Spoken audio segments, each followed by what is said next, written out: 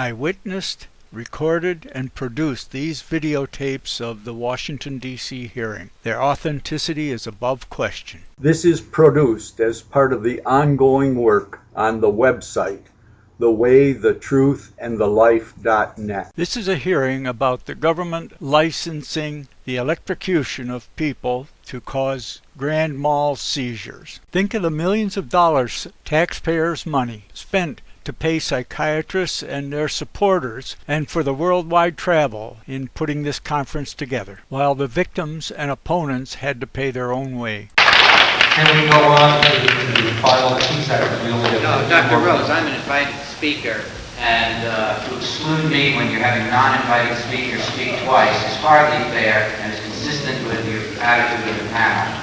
You had Dr. Levinson speak twice. You have no role here, but as a famous PR person for shock treatment, you ought to allow your invited speakers to comment. Thank you, and please stop being rude. Now, it's better not. two basic. Yes, and please select me on the final section when I raise my hand as one of your invited speakers. There are 2 issues I want to address. One briefly is that your own report indicates that electroshock is A, controversial, B, causes memory loss, and C, causes a confusional state. I want it on the record. It should be a part of informed consent. Now, the issue of suicide. Your report is shameful in this area.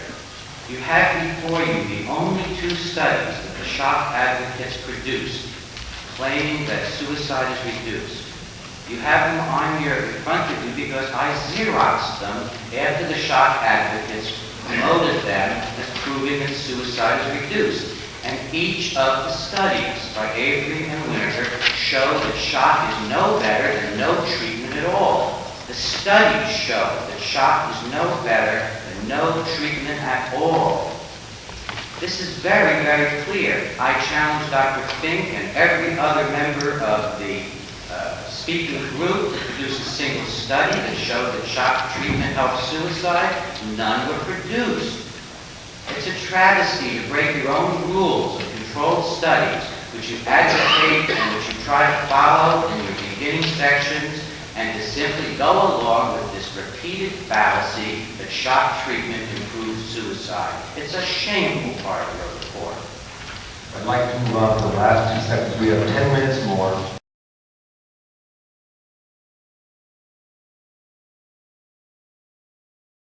One electroshock treatment can equal the energy of 3 pistol shots to the head.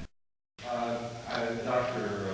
Rose accepted 2 pieces of literature for reference. I would hope you might make copies available for the panel.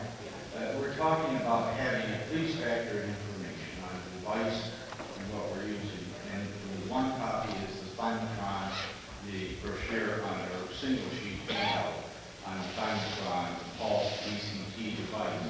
And in there it shows the physical characteristics. I've also included a current Winchester ammunition catalog because it shows the energy with which the bullets have. But running this machine at its maximum brings 201 joules of energy. That is 148 foot-pounds.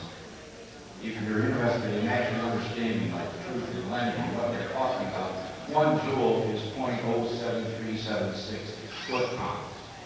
But what this means is this device, when operated at its maximum capacity, will lift a 1 pound weight 148.7 feet. The energy contained in that is equivalent to 3 25 caliber pistol slugs. Now that is just pure factual data.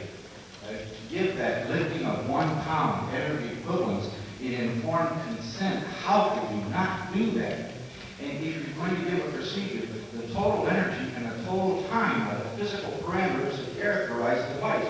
How could you not include that information? And if a doctor prescribes a drug, he has to record the prescription. Why isn't the total time and the total energy recorded? This has been an experimental hazardous device for years now. Why hasn't this information been gathered that we could be talking with concrete, objective facts rather than subjective opinions of psychiatrists and patients?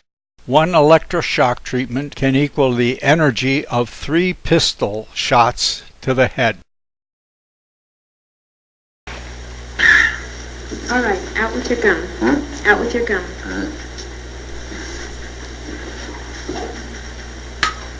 Okay, this won't hurt. It'll be over in just a moment. Uh-huh. What's that? Conductant. Oh, dab will do you. Right, Mr. Jackson. Open your mouth. What's that? This will keep you from biting your tongue. Well, Now just bite down on it. oh, That's right. Just bite down. huh? Now bite down on it. Good. Are you ready? Ready.